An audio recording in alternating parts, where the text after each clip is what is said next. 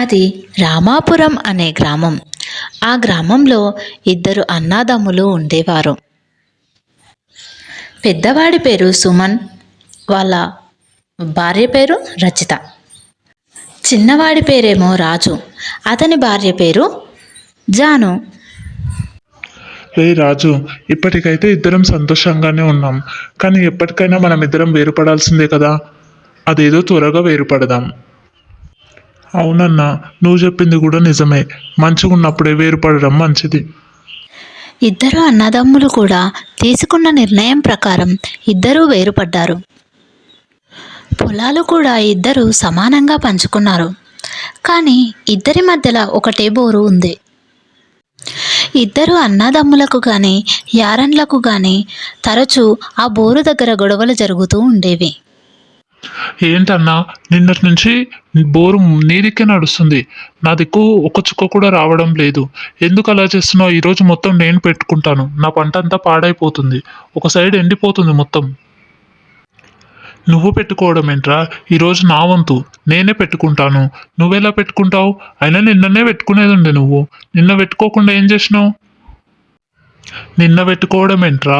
నిన్న నువ్వు లేవు కాబట్టి నేను పెట్టుకున్నాను. ఒకవేళ నేను పెట్టుకోకుండా కూడా బోర్ ఖాళీగానేగా ఉండేది. అందుకే పెట్టుకున్నా. ఈరోజు నా వంతు కాబట్టి మళ్ళీ నేనే పెట్టుకుంటున్నా. నువ్వు నిన్ననే పెట్టుకునేది ఉండే. రేపు పెట్టుకో, నాకేం సంబంధం? దీనమ్మ జీవితం. ఎప్పుడు ఇలాగే చేస్తావు నువ్వు. ఈ బోరు దగ్గర ఈ ఉన్న బోరు కూడా వీకి వాడేస్తే ఓ పని అయిపోతుంది. పని చేసుకోనికి శాత కాదు కానీ ఇట్లాంటివి చేయని ఇంకా ముందుంటావు. పో పో. జాను, నీ పద్ధతి ఏం బాలేదు జాను. ఏందిది? రోజు కసంతా నా దిక్కే ఊడుస్తున్నావు. నీ దిక్కు కసు ఊడవడానికి నాకేమన్నా సోకాక? నేనెందుకు నీ సైడ్ ఊడుస్తున్నా? నేనేం ఊడవట్లే. నువ్వే నా మీద అనవసరంగా నిందలేసి రోజు గొడవ పెట్టుకోవాలని చూస్తున్నావు. నాకు ఇంకేమన్నా పనా? రోజు నీతో గొడవ పెట్టుకోవడమే నాకు పని. మరి అదేంటి, నేనేదో సరదాగా నీతో గొడవ పెట్టుకోవాలని చూస్తున్నట్టు మాట్లాడుతున్నావు? నువ్వు కసుడువంది నేనేమో కావాలని అంటున్నానా? ఇదంతా ఎవరు నువ్వు మరి? వీళ్ళిద్దరు గొడవ పడుతుంటే అప్పుడే సుమన్ ఇంటికి వస్తాడు.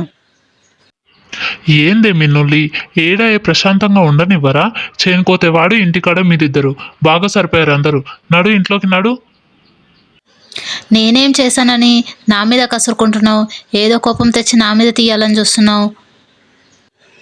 ఇలా ఇద్దరు అన్నదమ్ములకి యారన్లకి ఏదో ఒక దగ్గర గొడవలు జరుగుతూనే ఉండేవి. రే రాజు, బయటికి రారా. ఎన్ని రోజులను తప్పించుకుంటావు? బయటికి రా. ఏమైందన్నా? నేనేం చేసినా? మర్యాద లేకుండా అలా పిలుస్తావేంటి? నీకు మర్యాద ఏంట్రా? నా దగ్గర 50,000 అప్పు తీసుకున్నావు కదా, ముందు అవిచ్చి మాట్లాడు. 50,000 అప్పు తీసుకున్నావు, వాటిని ఎగ్గొట్టి తిరుగుతున్నావు. ఫోన్ చేసినా లిఫ్ట్ చేయడం లేదు. ఏంటి నీ సంగతి? హలో, మర్యాదగా మాట్లాడండి. మా తమ్ముడు ఏమన్నా అంటే అస్సలు బాగోలేదు. మీకు 50,000 కదా కావాల్సింది. 2-3 రోజులు టైం ఇవ్వండి, ఆ లోపల సర్ది పెడతాడు. ఏంటి 2-3 రోజులు టైం ఇచ్చేది? 1 నెల నుంచి ఇదే చెప్తున్నాడు. 2 రోజుల్లో ఇస్తాను, 3 రోజుల్లో ఇస్తాను అని. ఇంకా ఇవ్వలేదు. 2-3 రోజుల్లో ఇస్తాడని నేను మాటిస్తున్నాను. వాడు ఇవ్వకపోతే నేను ఇస్తాను. అంతేకాని ఇక్కడ మీరు ఏ నొల్లి చేయకండి. ఇక్కడ నుంచి బయలుదేరండి. ఇలా ఈ ఇద్దరు అన్నదమ్ములు వారి వారి మధ్యలో గొడవలున్నా సరే కానీ ఎదుటివారు వాళ్ళపైకి వస్తే మాత్రం ఇద్దరూ కలిసిమెలిసి ఉంటారు. అన్నదమ్ముల అనుబంధం అంటే ఇదే కదా అండి కావాల్సింది.